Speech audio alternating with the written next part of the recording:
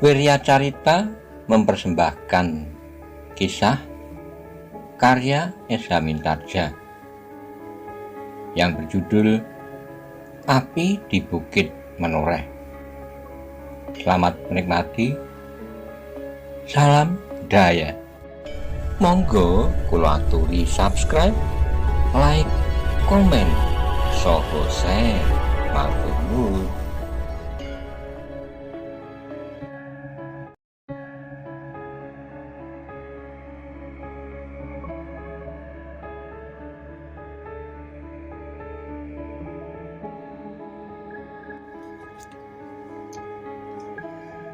Perlahan-lahan Sedayu berdiri.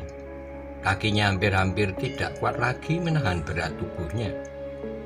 Tetapi ia takut kepada kakaknya. Takut kalau kakaknya akan membunuhnya. Dan ketakutannya itu begitu menekan dadanya. Sehingga melampaui ketakutannya atas kegelapan malam di luar dan tikungan randualan.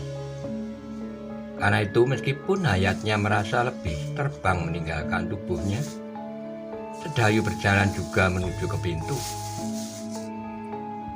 Ketika Kitanu Metir mendahuluinya dan membuka pintu untuknya, orang tua itu mendengar Sedayu menahan isak di dadanya.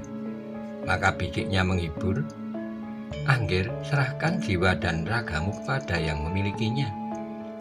Kalau sudah saatnya akan diambilnya, maka berlakulah kehendaknya."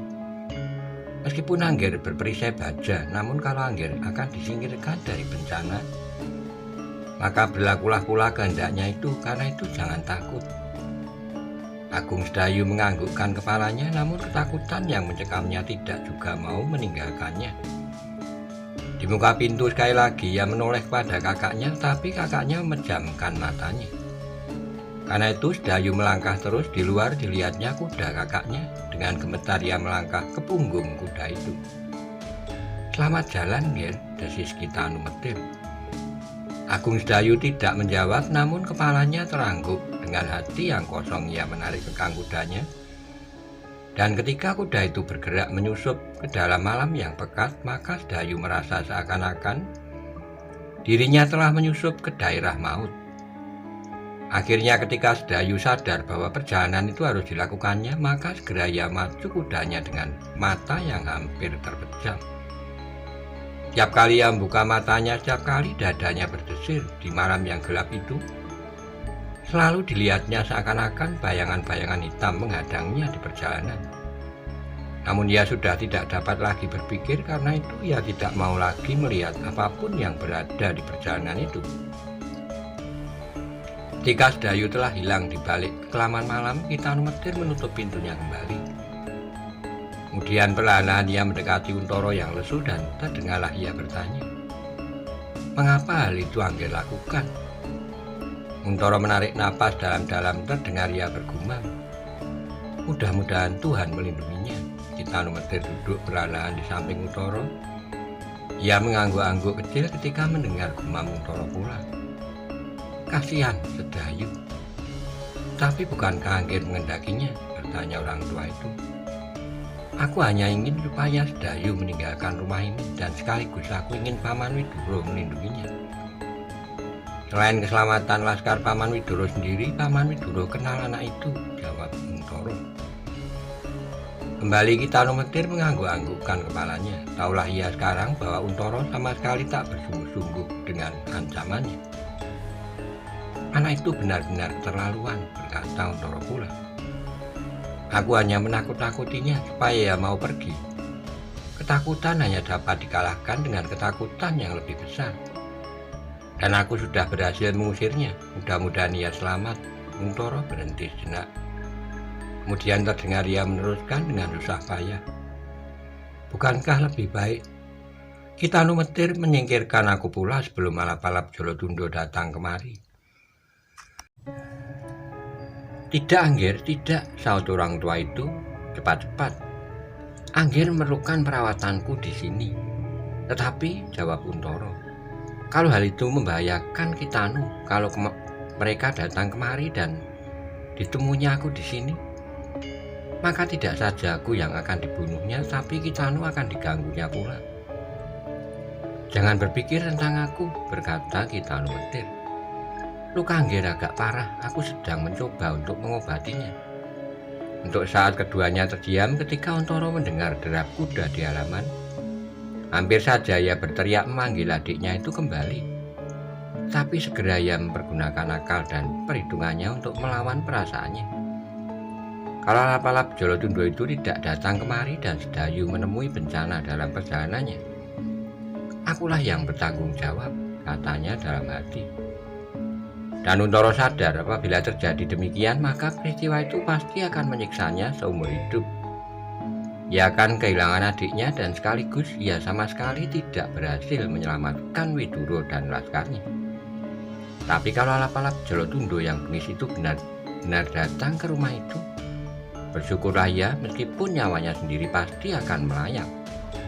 Namun ia telah berhasil untuk terakhir kalinya menyelamatkan adiknya. Tetapi kemungkinan yang lebih jelek lagi, alap-alap Jolotundo itu berpapasan dengan adiknya dan adiknya itu dibunuhnya setelah anak itu menunjukkan tempatnya. Kemudian alap-alap itu datang membunuhnya. Aku telah berusaha, pikir Untoro. Segalanya akan mungkin terjadi. Untoro menarik napas dalam-dalam. Dengan penuh kepercayaan kepada kuasaan Tuhan, Untoro berhasil menenangkan dirinya. Bahkan ia berdoa semoga kemungkinan yang paling baiklah yang terjadi. Agung Sedayu selamat sampai Sangkal Putung dan alap-alap Jolotundo tidak datang ke pondok itu. Tapi Untoro terkejut ketika didengarnya bentakan yang kasar jauh di tikungan jalan.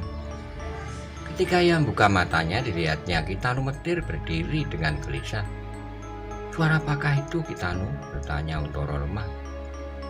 Kitanu Metir tidak segera menjawab, dicobanya untuk menangkap setiap kata-kata kasar dan keras yang memecah kesepian malam itu. Lama-lama terdengar suara itu. Di mana, Di mana rumah dukun itu? Tak terdengar jawaban, namun terdengar seorang mengadu perlahan-lahan. Saat kemudian terdengar bentakan. Kalau kau tak mau mengatakan, maka kaulah yang akan kami bunuh. Ampun, sahut suara yang lain. Aku hanya mendengar suara kuda berderap. Gila, aku tidak bertanya apakah kau mendengar suara kuda itu. Tunjukkanlah rumah Kitanu Metir. Orang itu akan mengatakan segala-galanya dan kau akan aku lepaskan, teriak yang lain. Kembali tak terdengar jawaban dan kembali terdengar suara kasar dan beberapa buah pukulan. Kitanu Metir mengerutkan keningnya, desisnya. Orang itu tidak mau menunjukkan rumah ini. Kasihan, geram Untoro. Terdengar giginya gemeretak menahan marah, tapi tubuhnya sudah terlalu payah. Kitanu, katanya kemudian. Biarlah mereka menemukan aku, maka nyawa orang itu dan mungkin nyawa Kitanu dapat diselamatkan. Apakah artinya nyawa-nyawa kami? Jawab Kitanu Metir. Angger adalah salah seorang yang sangat berguna. Sedang kami adalah orang-orang yang tak berarti. Untoro terharu mendengar jawaban itu. Ternyata bahwa jiwa kepahlawanan tidak saja berkobar di dalam dada para prajurit yang dengan senjata di tangan mempertaruhkan nyawanya demi pengabdiannya kepada tanah kelahiran dan kebenaran yang diyakininya. Tapi di dalam dada orang tua itu pun ternyata menyalapi kepahlawanan yang tidak kalah dahsyatnya. Melampaui keteguhan hati seorang prajurit dengan senjata di tangan menghadapi lawannya dalam kemungkinan yang sama, membunuh atau dibunuh. Tetapi orang tua itu seorang dukun yang hidup di antara para petani yang sederhana. Telah menantang maut dengan perisai dadanya, kulit dagingnya. Untoro menggeleng lemah. Tidak, katanya. Sudah sewajarnya seorang prajurit mati karena ujung senjata. Namun tidak seharusnya aku berperisai orang lain untuk keselamatanku. Karena itu biarlah mereka menemukan aku di sini selagi tempat. Biarlah Kitanu Metir menyelamatkan diri. Ini adalah rumahku, jawab Kitanu Metir. Kalau aku lari sekarang, maka ke rumah ini pula aku akan kembali. Dan orang-orang itu akan dapat menemukan aku di sini. Tak ada gunanya. Sekali lagi Untoro menarik napas. Sebelum sempat ia menjawab, katalah Kitanu Metir. Angger, mengapa kita tidak berusaha menyelamatkan diri kita berdua? Angger akan aku sembunyikan kalau orang-orang yang gila itu datang kemari dan tidak menemukan Angger, maka aku pun akan selamat pula. Untoro menggeram. Belum pernah ia berpikir untuk menyembunyikan diri pada saat musuhnya datang. Tapi kali ini keadaannya jelek sekali, bahkan tubuhnya semakin lama menjadi semakin lemah. Meskipun darahnya tidak lagi mengalir.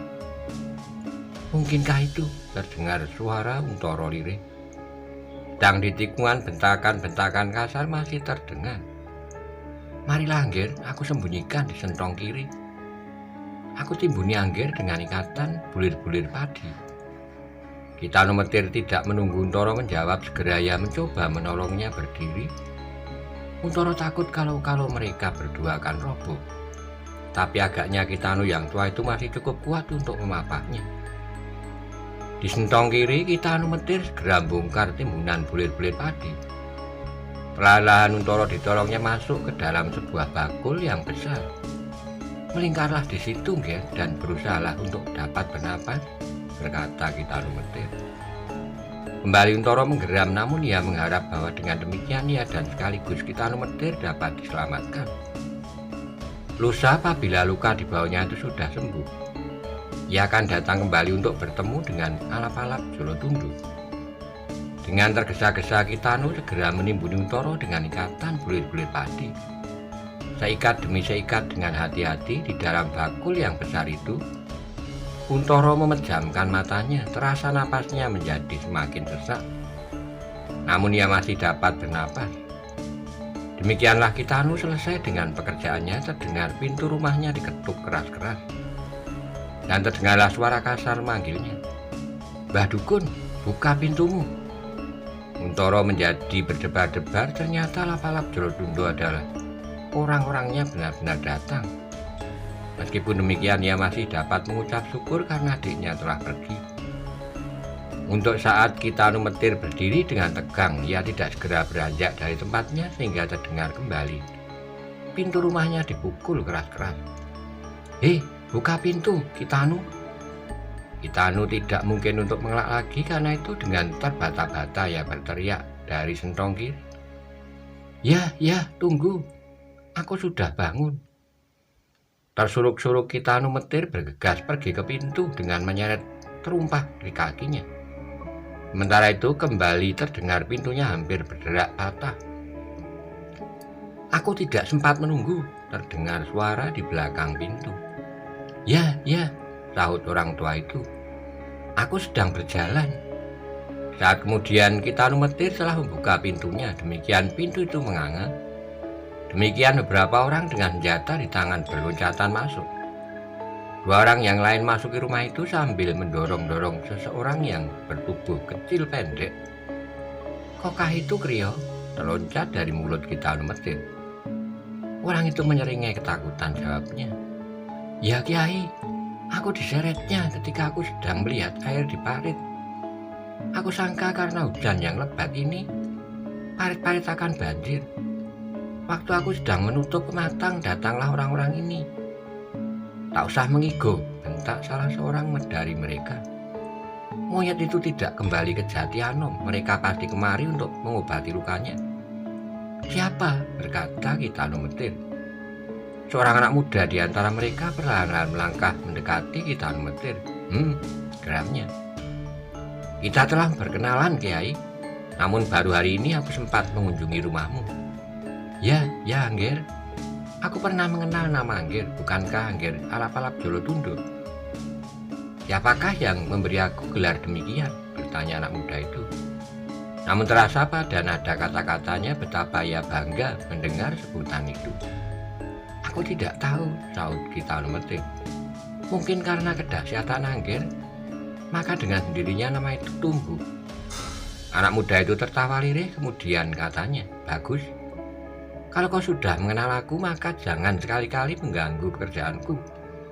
"Tidak, Angger, tidak," sahut Kitano cepat-cepat. "Aku pasti akan membantu Angger." Di sentong kiri Untoro masih dapat mendengar semua percakapan itu. Karena itu ia menjadi semakin berdebar-debar ketika didengarnya nama alap-alap Jolotundo. Anak itu bukan lawan yang berat baginya, tetapi dalam keadaannya kini, maka tak ada yang dapat dilakukan. Meskipun demikian, dibelainya juga hulu kerisnya, tangan yang pertama menyentuhnya pasti akan digurisnya dengan keris itu, dan ia yakin setiap gurisan di tubuh lawannya, betapapun kecilnya, akibatnya adalah maut. Warangan yang keras di kerisnya itu benar-benar sangat berbahaya apabila tidak segera dapat penawarnya. Bentar kemudian Untoro mendengar alap-alap Jolotundo berkata, "Kitano, aku sedang mencari seseorang yang terluka ketika ia mencoba melawan aku. Apakah seseorang datang kemari untuk berubah?" Kitano Metir terdiam sendiri saat ia sedang mencoba mencari jawaban atas pertanyaan itu, tetapi karena itu maka alap-alap muda itu membentaknya, "Jawab pertanyaanku." Kitano Metir menggeleng jawabnya, "Tidak, Ger. Tak seorang pun datang kemari." Alap-alap Jolotundo tertawa, katanya, "Kiai adalah seorang dukun yang terkenal. Orang yang terluka itu pasti pernah mendengarnya. Karena itu ia mesti datang kemari. Apakah untung rugimu kalau kau sebut di mana dia sekarang?" "Oh, Angger, benar.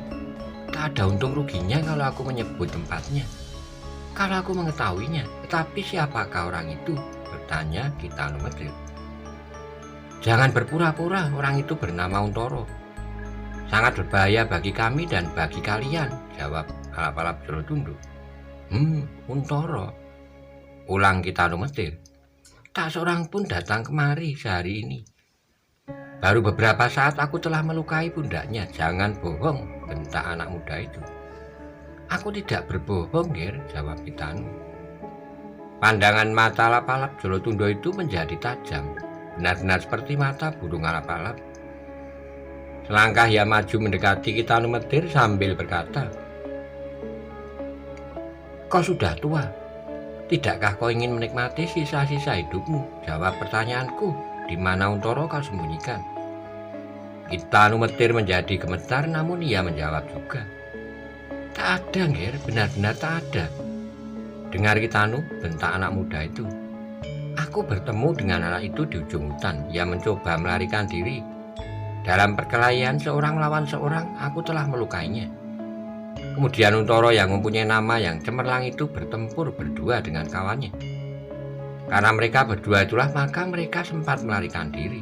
Nah, katakan kepadaku, di mana dia sekarang?" "Kawan-kawanku yang menyusuri jalan ke Jatianom tidak menemuinya. Ia pasti datang kemari." "Tidak, Ger," jawab Kitano, "sungguh tidak." Monyet bungkik," teriak alap-alap itu pada Krio. "Jawab pertanyaanku." Krio itu pun didorongnya maju dan terdengarlah alap-alap yang garang itu berteriak, "Kau lihat orang berkuda masuk ke dukuh Pakuwon?" "Aku dengar derap kuda," sahut orang itu. Tiba-tiba sebuah pukulan bersarang di wajahnya sehingga Krio pun terpelanting jatuh. "Ampun," mintanya. "Kau lihat dua orang di atas satu punggung kuda seperti katamu tadi di tikungan," teriak alap-alap itu. Krio terdiam, matanya memandangi Kitano Metir dan dari mata itu memancar kengerian yang tersangkut di hatinya. Orang yang pendek kecil itu benar-benar berada dalam kesulitan. Ia tidak dapat mengingkari penglihatannya yang sudah terdorong dikatakannya di tikungan ketika bertubi-tubi tangkai-tangkai senjata mengenai punggungnya. Tapi ia takut pula untuk menyebutnya sekali lagi di hadapan Kitano Metir.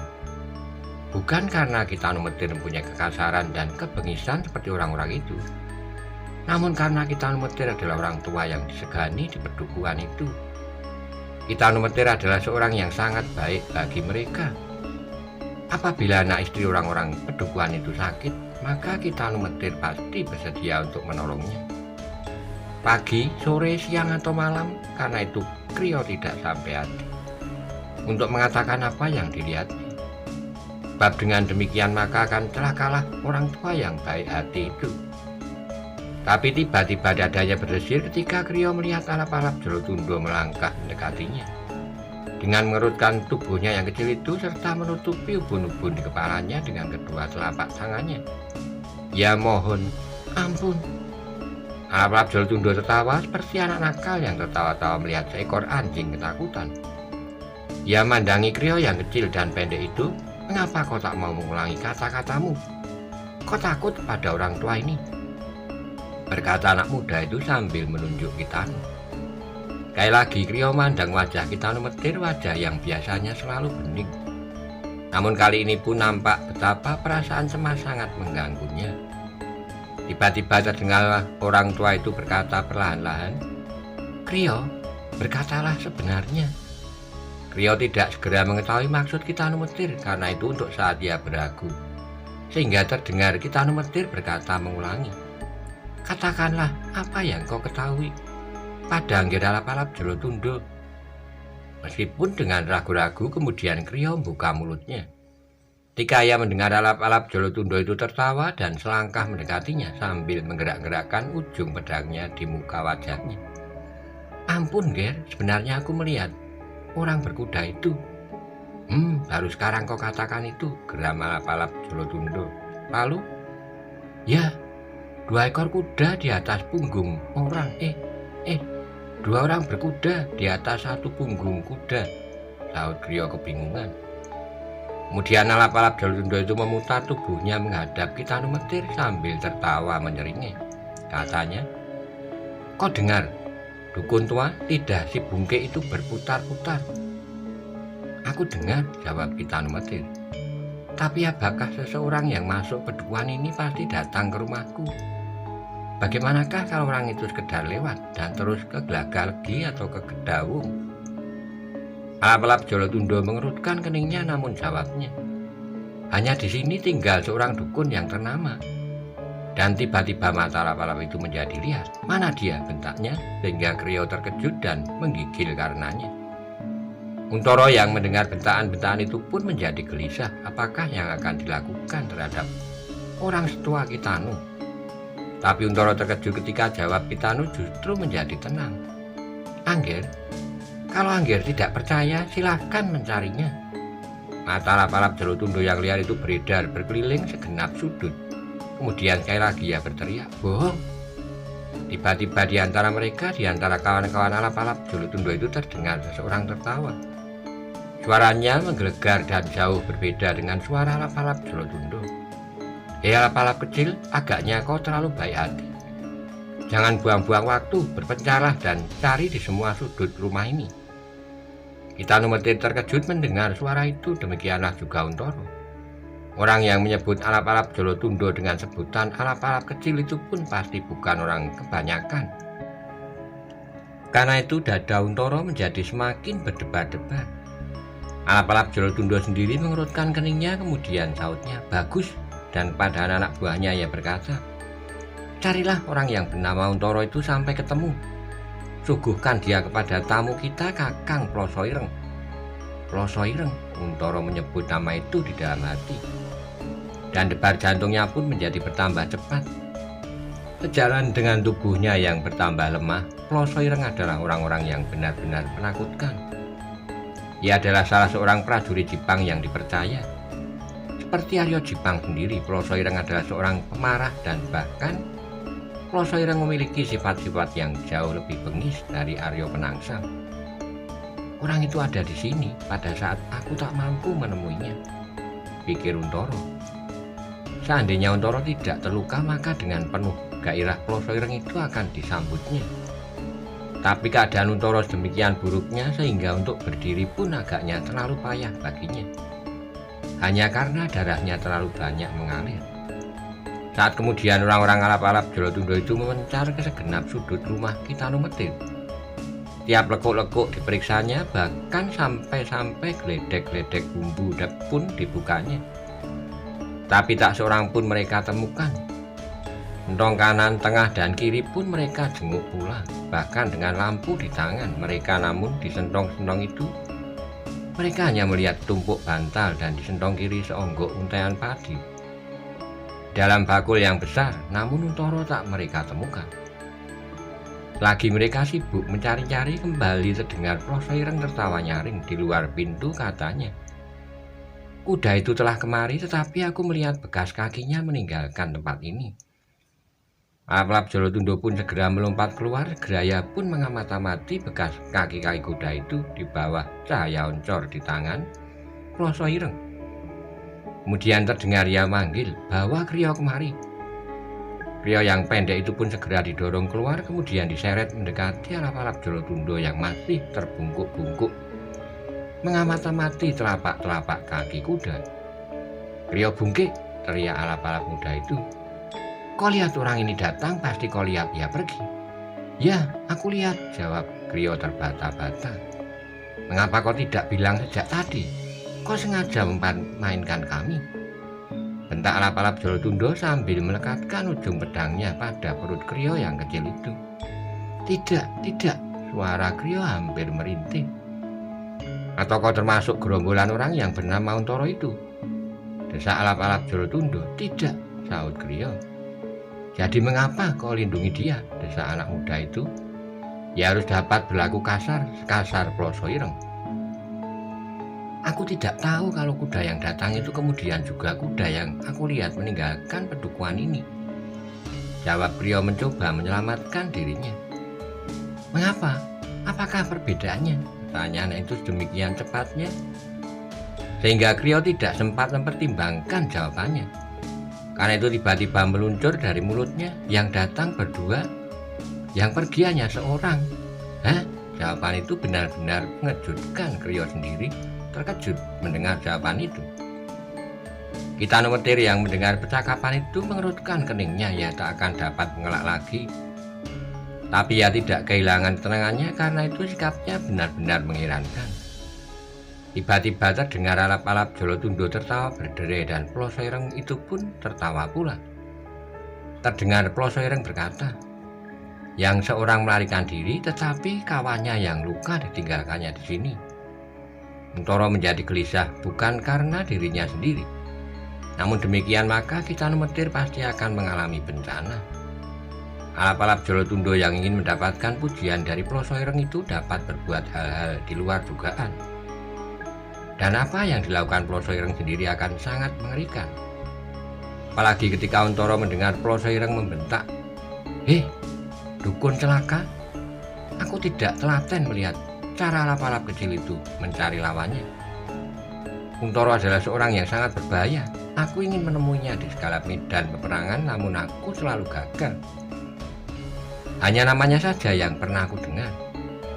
Di segala garis perang, Untoro pasti berhasil menyapu lawan-lawannya. Nah, tunjukkan kepadaku sekarang di mana orang itu." Kemudian katanya kepada alap-alap Jolotundo, "Alap-alap kecil, serahkan Untoro kepadaku, kau dapat menemukan yang seorang lagi." "Anak itu telah pergi," jawab alap-alap Jolotundo. "Kau dapat memeras keterangan dari orang-orang pendek itu kemana ia melarikan diri. Pakai kudaku, kejar dia dan bawa dia kemari atau penggal lehernya dan tinggalkan di sekitar Sangkal Putung." Perintah-perintah itu mengalir seperti pancuran dan perintah-perintah itu benar-benar mengejutkan. Dada Untoro pun tiba-tiba bergolak dengan dahsyatnya. Untoro saat dia lupa tentang lukanya. Yang didengarnya kemudian adalah suara alap-alap Jolotundo. "Untoro adalah lawanku, karena itu aku ingin menyelesaikan perkelahian itu." Ploso Ireng menarik napas, nampak dahinya berkerut, katanya, "Kaukah yang melukainya?" "Sudah aku katakan," jawab alap-alap Jolotundo. "Dalam perkelahian seorang lawan seorang," desak Ploso Ireng. "Ya," sahut anak muda itu. Tiba-tiba Ploso Ireng tertawa, katanya, "Jangan mengelabui orang tua. Aku tahu siapakah Untoro dan siapakah Pratondo yang sekarang bergelar alap-alap Jolotundo. Atau kau takut kepada yang seorang itu pula?" Wajah alap-alap Jolotundo menjadi merah, namun tidak berani berbuat sesuatu meskipun hatinya melonjak. Meskipun demikian ia menjawab, "Jangan memperkecil arti alap-alap Jolotundo di daerah ini. Mengapa aku takut kepada yang seorang lagi? Berdua dengan Untoro aku telah berhasil mengalahkan mereka.